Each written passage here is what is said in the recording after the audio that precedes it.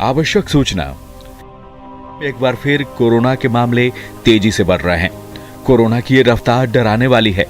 Corona की पहली और दूसरी लहर में भी इसी रफ्तार से मामले बढ़े थे। ऐसे में हम सभी को बेहद सावधान रहने की जरूरत है। हम ऐसा कुछ भी नहीं करें जिससे कोरोना की रफ्तार बढ़े। कोरोना की चेन तोड़ने के लिए ये जरूरी है कि हम भीड़ भाड़ वाली जगहों में नहीं जाएं। हमेशा मास्क का प्रयोग करें और जिन लोगों ने अब तक वैक्सीन नहीं लगवाया है वो जल्द से जल्द वैक्सीन लगवाएं। याद रखें, जब हम मिलकर लड़ेंगे तभी कोरोना हारेगा। नमस्ते बिहार, मैं हूं शुभ मिश्रा आपके साथ। चलिए करते हैं बुलेटिन की शुरुआत और सबसे पहले एक बेहद ही चिंताजनक खबर। बिहार में कल कोरोना के 281 नए मरीज मिले हैं। गया और पटना में 206 नए मामले सामने आए हैं। पटना में एक दिन में 136 नए संक्रमित मरीजों की पुष्टि की गई है। वहीं गया की बात कर लें तो एक दिन में 70 नए कोरोना संक्रमित मरीज सामने आए। इसके साथ ही बिहार में एक्टिव मरीजों की संख्या बढ़कर 749 हो गई है। तो ये बड़ी खबर आपको बता रहे हैं। बिहार में कोरोना संक्रमित मरीजों के आंकड़ों में लगातार वृद्धि हो रही है, इजाफा हो रहा है। कल की बात की जाए तो कोरोना के 281 नए मरीज सामने आए। गया और पटना में 206 नए मामले सामने आए हैं। ऐसे में सुरक्षा और एहतियात बरतना बेहद अनिवार्य हो जाता है। और सिर्फ राजधानी पटना की बात कर ले तो 136 नए मरीज सामने आए हैं। और बीते 5 दिनों में कोरोना के बढ़ते मामले को ग्राफ को हम आपको जरा दिखाते हैं।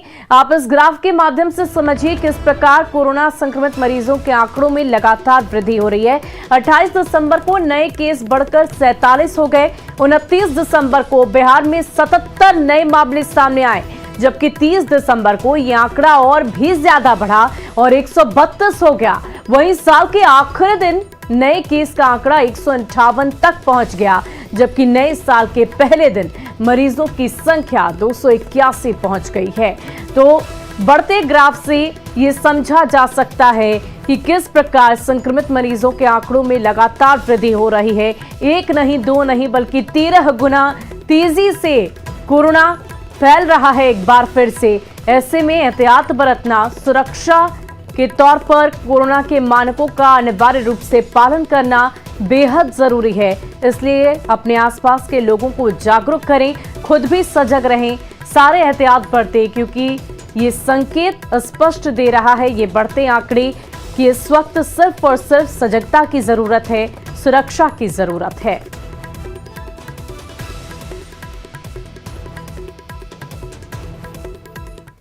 और देखिए इस वक्त की बड़ी खबर राजधानी पटना से, जहां एनएमसीएच के 17 जूनियर डॉक्टर कोरोना पॉजिटिव हो गए हैं। रैपिड एंटीजन टेस्ट में सभी के रिपोर्ट पॉजिटिव पाए गए हैं। आरटीपीसीआर टेस्ट के लिए उन्हें गया उनका सैंपल भी भेजा गया। इसके साथ ही पटना एम्स के भी 2 डॉक्टर कोरोना पॉजिटिव पाए गए हैं। तो देश में कोरोना के बढ़ते मामलों को देखते हुए केंद्र सरकार की तरफ से राज्यों को नई एडवाइजरी भी जारी की गई है।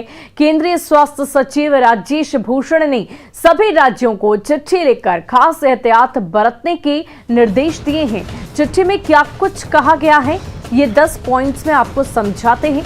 सभी राज्य अस्थायी अस्पताल बनाने की प्रक्रिया शुरू कर दें।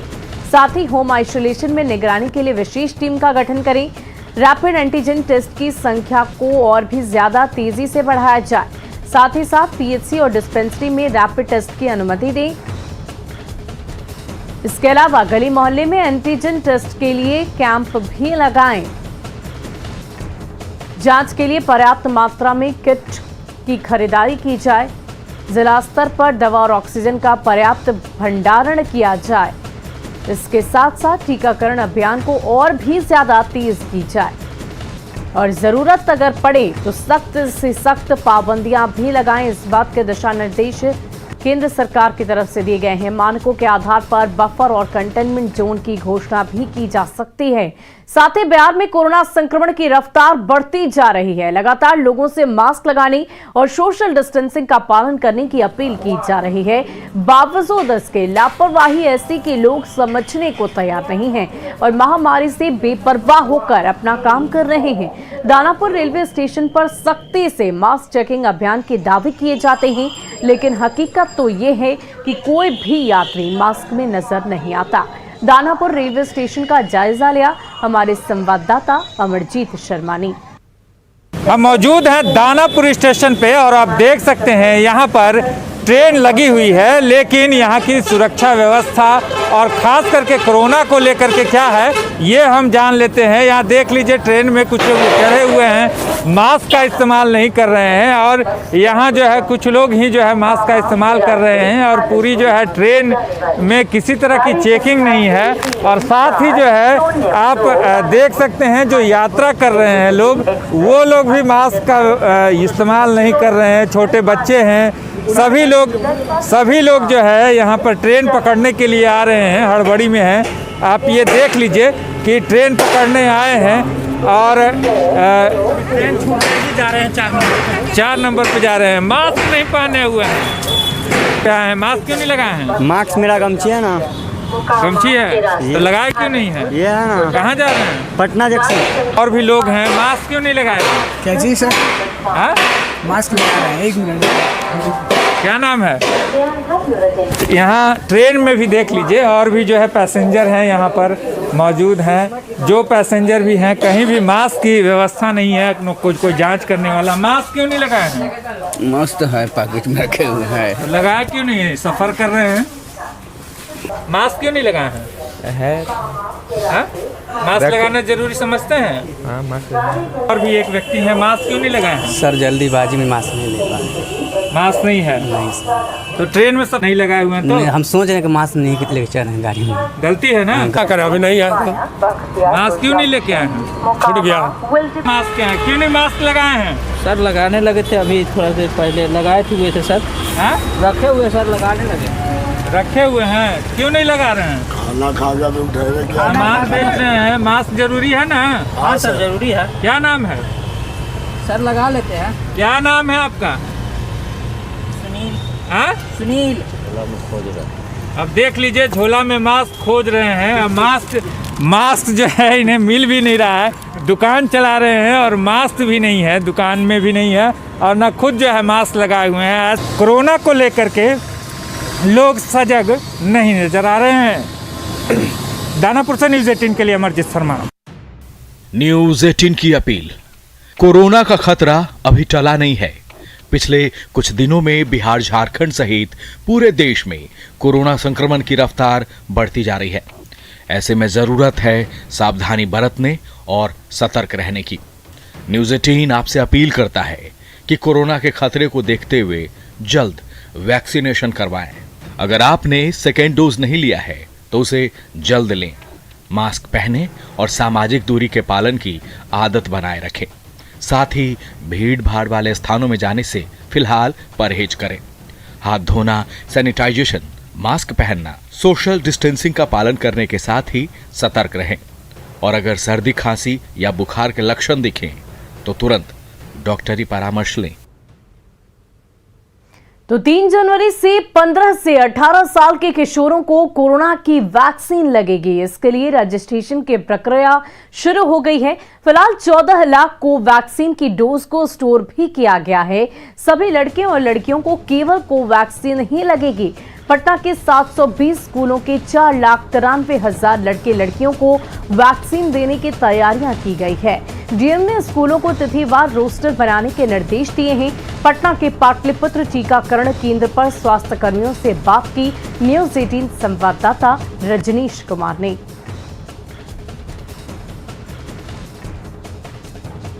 15 से 18 साल तक के किशोर और किशोरियों को कोरोना टीका दिया जाना है, जिसको लेकर सभी प्रकार की तैयारियां पूरी कर ली गई है। पटना से लेकर राज्य भर के जो भी तमाम सेंटर हैं वहां पर स्वास्थ्यकर्मी जो है अभी से ही मोर्चा संभाल लिए हैं। तो ये राजधानी पटना का देख सकते हैं कि वैक्सीनेशन सेंटर है और यहाँ पर जो आप पहले से ILR मशीन देख पा रहे थे उसी में जो वैक्सीन है कोवैक्सीन उसको स्टोर किया गया है और बाकी टीका से ये टीका अलग नहीं है, ये भी टीका सेम है जो पहले से दिया जा रहा था। यानी भारत सरकार ने जो अनुमति दी है वो कोवैक्सीन की दी है। 3 तारीख से ऑन द स्पॉट जो रजिस्ट्रेशन होगा वो भी हो सकेगा। तो ILR मशीन जो है इसमें सभी जो वैक्सीनेशन सेंटर है वहां पर अभी से ही स्टॉक किया जाने लगा है। और बता दें आपको कि तकरीबन पटना सहित राज्य भर में अभी 14 लाख कोवैक्सीन का डोज उपलब्ध है। यानी अभी राज्य सरकार ने दावा भी किया है कि वैक्सीन की कोई कमी नहीं है। यहाँ पर जो कोविड इंचार्ज हैं पटना में, उनसे जरा बात करते हैं। वैक्सीनेशन सेंटर और कोविड के इंचार्ज हैं मानसून मोहंती। क्या कहेंगे, ये टीकाकरण को लेकर क्या तैयारी और किस तरह की वैक्सीन? देखिए, कोवैक्सीन के लिए अभी हम लोग को जो आदेश मिला है कोवैक्सीन ही चलेगा बच्चों में। और उसके लिए कोवैक्सीन का सारे जो स्टॉक है वो रेगुलर जिस तरह से आता है वो आके स्टोर में है। डेडिकेटेड काउंटर हम बनाने जा रहे हैं। जिस तरह से यहाँ पे काउंटर थे, जो महिला काउंटर थे, कोविशील्ड कोवैक्सीन था, तो पर्टिकुलरली इन एज ग्रुप को टारगेट बनाते हुए हम और लड़कियों के अलग अलग काउंटर वो यहाँ पे चलते थे। ऐसा आपका जैसे देखें महिला काउंटर वगैरह 5 काउंटर हमारे चलते थे। तो पर्टिकुलर ये 3 ग्रुप में आते हैं। तो टीनेज जो ग्रुप है उनके लिए सेपरेट काउंटर हम पूरा बना दे रहे हैं ताकि उनको किसी प्रकार का दिक्कत ना हो। 3 जनवरी से जो लोग हैं वो अब ऑन द स्पॉट भी रजिस्ट्रेशन करा सकेंगे और अधिक से अधिक संख्या में आकर वैक्सीन ले सकेंगे। कैमरामैन मनीष उनिया के साथ रजनीश कुमार, न्यूज़ 18 पटना। वहीं आरा के सदर अस्पताल 1 जनवरी को ओपीडी से डॉक्टर नदारद थे। इलाज के लिए मरीज डॉक्टर का इंतजार करते रहे, लेकिन उन्हें देखने वाला कोई नहीं था। नियमों के मुताबिक ओपीडी में एक फिजिशियन, हड्डी का विशेषज्ञ और एक सर्जन का रहना अनिवार्य है, लेकिन सदर अस्पताल का खाली ओपीडी जिले की बिगड़ी हुई स्वास्थ्य व्यवस्था को बयां कर रहा है। अस्पताल का जायजा लिया संवाददाता हिमांशु प्रवड़ ने। सूबे में स्वास्थ्य व्यवस्था का क्या हाल है वो आज हम आपको दिखाने जा रहे हैं। ये आरा का सदर अस्पताल है, जहां आप हमारे पीछे देख सकते हैं ये ओपीडी है, जहां डॉक्टरों को शाम 4 बजे से 6 बजे तक उपलब्ध होना चाहिए, लेकिन यहाँ अभी तक कोई डॉक्टर नहीं है।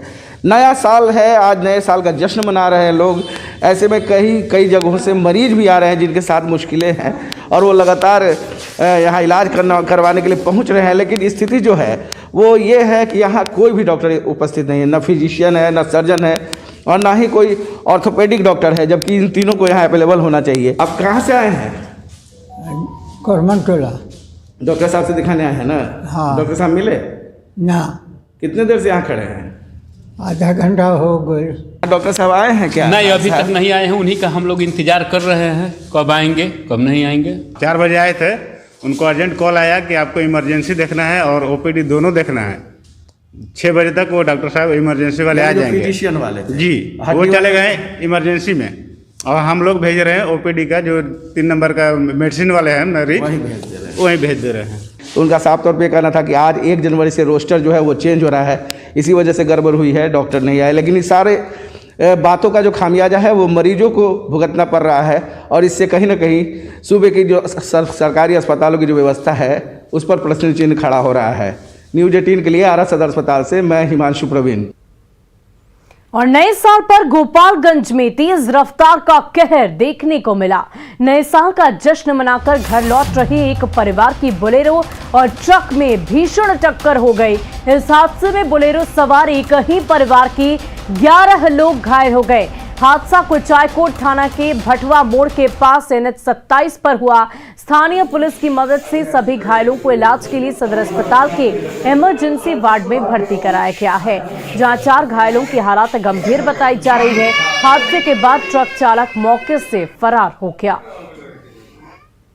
नगर से दिल्ली बनाकर आ रहे थे, कुचायकोट से आगे भटवा मोड़ है, वहीं से दुर्घटना। कैसे घटना हुई है? घटना हुई कि आगे आमने सामने हुआ सब। वहीं मुंगेर में नए साल पर एक परिवार में उस वक्त कोहराम मच गया जब नए साल का जश्न मना रहे युवक को अपराधियों ने गोली मारकर हत्या कर दी। बताया जा रहा है कि पैसों की लेन देन के विवाद में ये घटना हुई। नए साल के मौके पर युवक कोतवाली थाना क्षेत्र के 2 नंबर गुमटी स्थित यूपी वर्मा कॉलेज के पास टहल रहा था। इसी दौरान घात लगाए अपराधियों ने युवक की कनपट्टी में एक गोली और दूसरी गोली सीने में मारी, जिस कारण उसकी मौके पर ही मौत हो गई।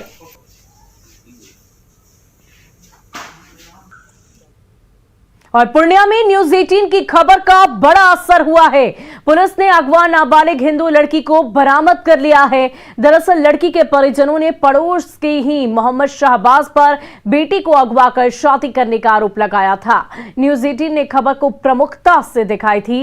इसके बाद पुलिस सक्रिय हुई। लड़की को बरामद सुपौल से किया गया। वहीं आरोपी शहबाज समेत सभी 4 आरोपी अभी भी फरार बताए जा रहे हैं। लड़की के परिजनों ने थाने में आवेदन देकर नामजद 4 लोगों के खिलाफ अपहरण की प्राथमिकी दर्ज कराई थी। न्यूज़ 18 की खबर पर राष्ट्रीय बाल संरक्षण आयोग ने भी मामले में संज्ञान लेते हुए एसपी को 3 दिन के अंदर कार्रवाई करने के निर्देश दिए थे।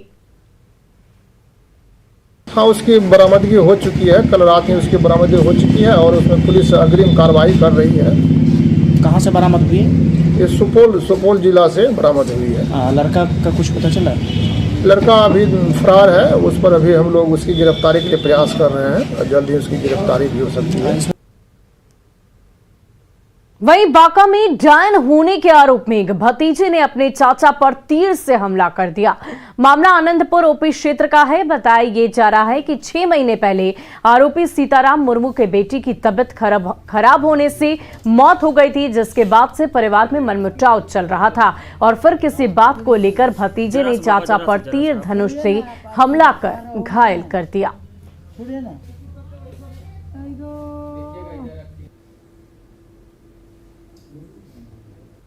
6 महीना पहले में बच्चा उसका डेथ हो गया था, इसीलिए बोला वो डान है, इसको मार देंगे तो मार देंगे। कितना होता है आज का? तो ये मतलब घर में झगड़ा कुछ नहीं था,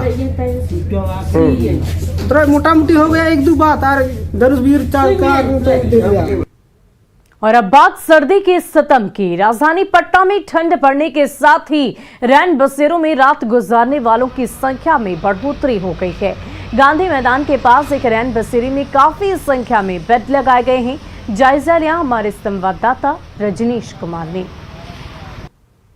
ठंड बढ़ने के बाद राजधानी पटना के रैन बसेरों का भी डिमांड बढ़ने लगा है और देख सकते हैं कि सभी जो बेड हैं वो फुल हो चुके हैं। गांधी मैदान के पास आपको हम तस्वीर दिखा रहे हैं कि जिला प्रशासन और नगर निगम की तरफ से जो रैन बसेरे तैयार कराए गए हैं उसमें सभी बेड फुल हो चुके हैं। यानी पिछले 48 घंटे पहले जो बेड आप देख पा रहे हैं इसमें आधी जो क्षमता है वही पूरी हुई थी, लेकिन अब जो 24 बेड आप देख पा रहे हैं सभी बेड फुल हो गए हैं। जिला प्रशासन के और नगर निगम के कर्मी यहाँ मौजूद हैं, रजिस्टर पर नाम अंकित करते हैं और कोविड प्रोटोकॉल का पूरा यहाँ से पालन किया जा रहा है।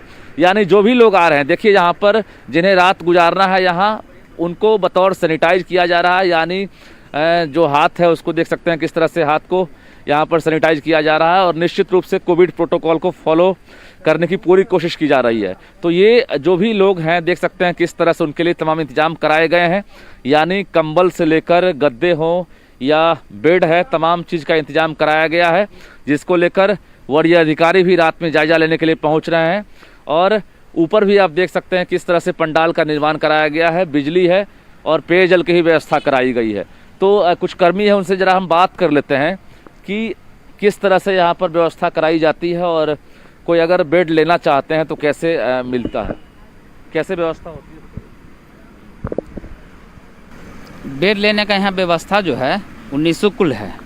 उनसे आधार कार्ड मांगा जाता है, जिसके पास आधार कार्ड रहता है उनसे आधार कार्ड लिया जाता है, जिसके पास नहीं रहता है तो डीएम साहब आए थे तो बोले थे कि भिक्षुक या रिक्शा चालक करके उसको बेड देना है। किसी प्रकार से ठंड में बाहर वो आदमी नहीं सोए, उसको किसी प्रकार से अंदर रखना है।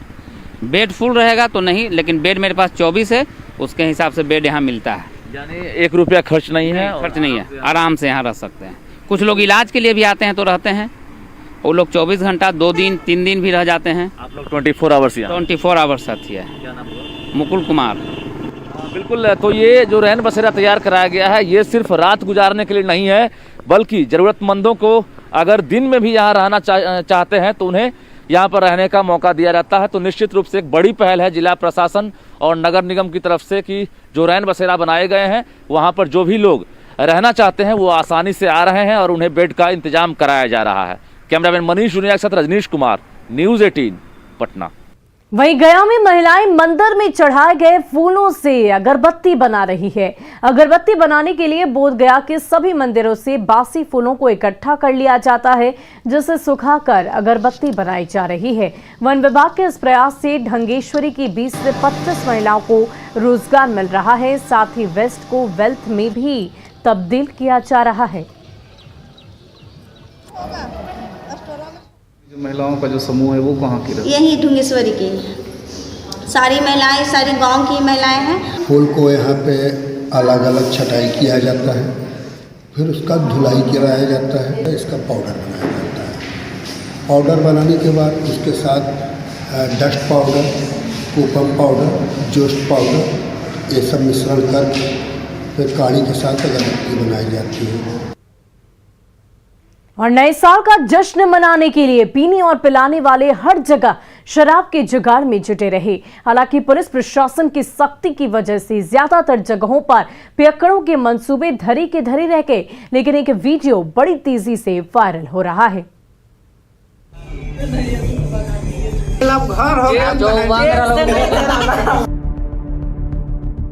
मैं 3 बार गया। ये देखना कि जेल कैसा हो। जेल तो हमारा ससुराल है। प्लेट में मुर्गा, ग्लास में दारू,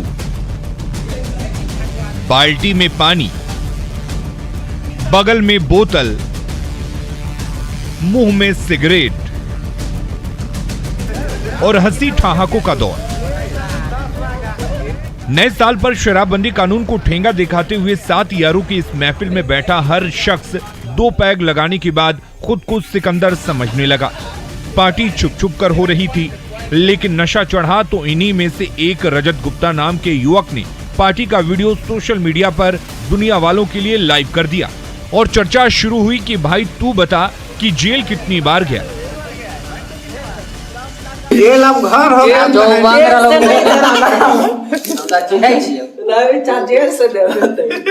जेल तब घर हम संभाले 10 दांत तक गेली 10 नंबर जेल गया भाई 10 दांत गए 10 ये सब फोर्स हमारे तरफ इधर हां भाई कितना बार जेल गया तू 10 बार गया। एक कितना बार गया? मैं 3 बार गया। तू 3 बार गया भाई तू कितने बार? 10 दांत गए हुए 10 दाए हुए और तू बता 10 बार तू भाई बता 2 बार 1 बार 1 बार। बताया जा रहा है कि ये दारू पार्टी 31 दिसंबर की रात सीतामढ़ी के रीगा थाना इलाके के बसंतपुर गांव के सरकारी मिडिल स्कूल में हुई, जिसका वीडियो तेजी से वायरल होने के बाद पुलिस जांच में जुट गई है। छपरा में नए साल पर शराब तस्करों की नई तरकीब देखकर उत्पाद विभाग की टीम भी दंग रह गई। गिट्टी से लदे हाईवा में तहखाना बनाकर करीब 50 लाख की शराब यूपी से ले जाई जा रही थी, जिसे गुप्त सूचना मिलने पर उत्पाद विभाग की टीम ने डोरीगंज से बरामद किया। आधी रात को करीब हम लोगों को सूचना मिली कि एक गाड़ी आ रही है, हाईवा है, जिस पर कुछ विदेशी शराब लदा हुआ है। हम लोगों ने डोरीगंज पुल के पास इसको इंटरसेप्ट किया, उसमें जांच किया गया तो इसमें गुप्त तहखाना बना करके विदेशी शराब लदा हुआ है। उधर नालंदा के गिरियक थाना क्षेत्र के पुरैनी गांव में खेत और खलियान में छिपा कर रखी गई भारी मात्रा में शराब जब्त की गई।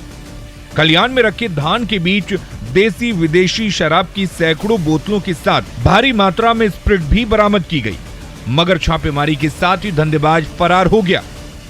इसमें देसी शराब विदेशी शराब बनाया जा रहा था स्प्रिट के माध्यम से। तो इसमें हम लोग को 3 पेटी यानी 72 पीस ऑरेंज लिकर मिला है, 375 ml का, 160 लीटर स्प्रिट मिला है और 15 kg आपको रैपर मिला है। सीतामढ़ी से राकेश रंजन और छपरा से संतोष गुप्ता के साथ अभिषेक कुमार, नालंदा, न्यूज़ 18। और फिलहाल के लिए इस बुलेटिन में इतना ही। मुझे दीजिए इजाजत। न्यूज़ 18 बिहार झारखंड पर खबरों का सिलसिला जारी रहेगा।